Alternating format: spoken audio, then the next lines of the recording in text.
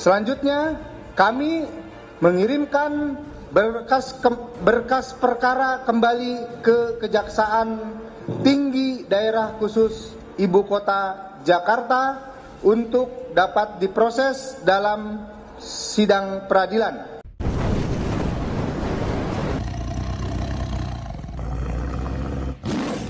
Assalamualaikum warahmatullahi wabarakatuh. Om Swastiastu, Namo Buddhaya, salam kebajikan. Ini yang lama ditunggu oleh Roy Panci dan Dr. Tipu ini, karena selama ini mereka berharap agar kasus ini secepatnya disidangkan dan menganggap Pak Jokowi yang sengaja menghalang-halangi kasus ini agar tidak sampai masuk di persidangan. Itulah cerita yang selama ini dia kemukakan ke publik, seolah-olah bahwa Pak Jokowi yang menahan kasus ini agar mereka semua bisa RJ untuk tidak sampai disidangkan karena Pak Jokowi takut ijazahnya terbukti palsu, sahabat. Nah, kali ini dengan adanya informasi terbaru di mana Polda Metro Jaya sudah merilis bahwa berkas mereka kembali dikirim ke kejaksaan. Itu artinya apa? Dalam waktu dekat ini P21 dan kasus ini akan segera disidangkan, mudah-mudahan saja, sahabat ya. Nah, untuk lebih jelasnya kita dengarkan dulu bagaimana pernyataan daripada yang diwakili langsung oleh Diskrimum Polda Metro Jaya. Ini dia videonya, sahabat. Penyidikan terhadap tersangka lainnya tetap dilanjutkan sebagaimana tahap-tahap persidangan di pengadilan. Selanjutnya, kami mengirimkan berkas perkara kembali ke Kejaksaan Tinggi Daerah Khusus Ibu Kota Jakarta untuk dapat diproses dalam sidang peradilan. Dengan adanya perubahan KUHP dan KUHAP tidak mempengaruhi proses penegakan hukum. Negara sudah mengatur secara jelas di dalam Undang-Undang Nomor 1 Tahun 2026 tentang penyesuaian pidana, bahkan dalam ketentuan peralihan pada Undang-Undang Nomor 20 Tahun 2025 tentang Kitab Undang-Undang Hukum Acara Pidana dijelaskan atau diatur secara nyata yang menjadi pedoman seluruh penegak hukum, baik kepolisian, kejaksaan, pengadilan maupun advokat. Demikian rekan-rekan sekalian dapat kami sampaikan terkait dengan perkembangan atau update terakhir penanganan perkara dugaan tindak pidana pencemaran nama baik dan atau fitnah yang ditujukan terhadap korban Insinyur Haji Joko Widodo. Terima kasih. Assalamualaikum warahmatullahi wabarakatuh. Waalaikumsalam. Terima kasih pada Bapak Direktur Reserse Kriminal Umum Polda Metro Jaya atas penyampaian terkait tentang mekanisme proses dari penyelidikan, penyidikan, gelar perkara khusus sampai dengan menerima dan memenuhi tentang restoratif justice. Oke, untuk melengkapi informasi kelengkapan dari rekan-rekan media, kami beri waktu untuk mengajukan pertanyaan. Mungkin ada yang mau bertanya? Adi?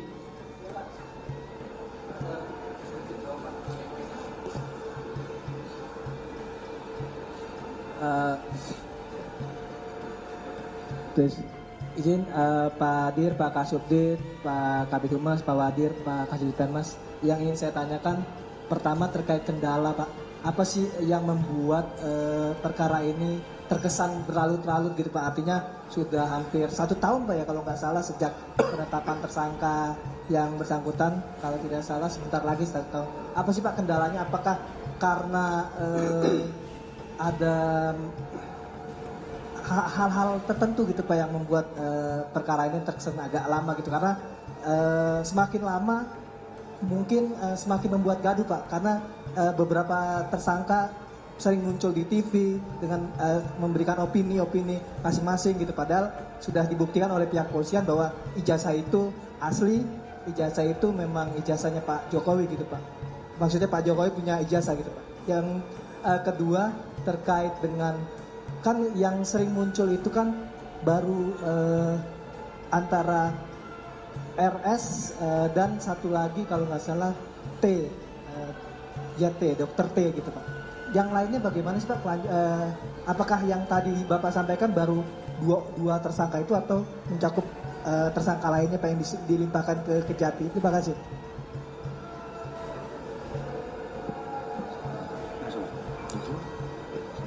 Baik, terima kasih rekan-rekan sekalian. Pertanyaan pertama, apakah ada kendala? Sampai dengan hari ini kami penyidik tidak menemukan kendala di dalam proses penyidikan. Namun kami harus menjaga profesionalitas dan kami harus mengakomodasi setiap peristiwa hukum yang terjadi selama proses penyidikan berlangsung, sehingga proses penyidikan yang dilakukan oleh jajaran penyidik Direktorat Reserse Kriminal Umum Polda Metro Jaya ini bisa dipertanggungjawabkan secara saintifik.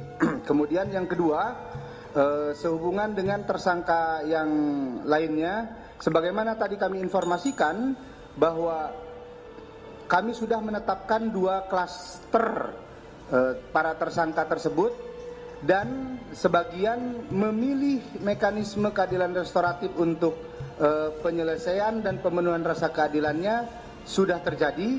Sebagian lagi memilih proses peradilan, sehingga kami tetap melimpahkan berkas perkara ke Kejaksaan Tinggi DKI. Mudah-mudahan rekan-rekan sekalian segera memperoleh kepastian hukum. Saya kira itu. Terima kasih. Jelas ya Mas Adi ya. Jadi saya kira jelas sahabat ya. Clear, saya kira apa yang dilakukan oleh Polda Metro Jaya, para penyidik berupaya profesional menangani kasus ini. Ya biasalah, lama-lama begini kan terlalu banyak tokoh-tokoh yang ikut mengatensi kasus ini. Jadi memang harus berhati-hati para penyidik untuk bagaimana memastikan kasus ini berjalan secara profesional. Yang bisa dipastikan bahwa mudah-mudahan saja tidak lama lagi berkas di sana P21 dan para tersangka ini diserahkan ke kejaksaan untuk selanjutnya ditahan ya. Biarlah mereka di dalam penjara atau di dalam tahanan menunggu persidangan sahabat, supaya tidak ribut-ribut lagi di media. Saya sepakat dengan apa yang dinyatakan oleh wartawan tadi itu yang bertanya bahwa mereka hampir setiap saat muncul di televisi bicara dan membangun opini, membangun narasi seolah-olah bahwa mereka semua ini adalah orang-orang yang benar, seolah-olah mereka ini lagi memperjuangkan keadilan yang kira-kira membawa dampak terhadap masyarakat, padahal sesungguhnya ini hanya dampak politik. Dia hanya berupaya berjuang untuk orang-orang yang boleh jadi ada di belakangnya memang yang bermain. Dan pada posisi ini saya kira para bohir sudah lari tonggal langgang ini, tidak mau lagi karena lepasnya Rismong ini yang merupakan amunisi yang memiliki SDM yang tinggi di antara mereka sebenarnya terkait soal bagaimana melihat dokumen digital.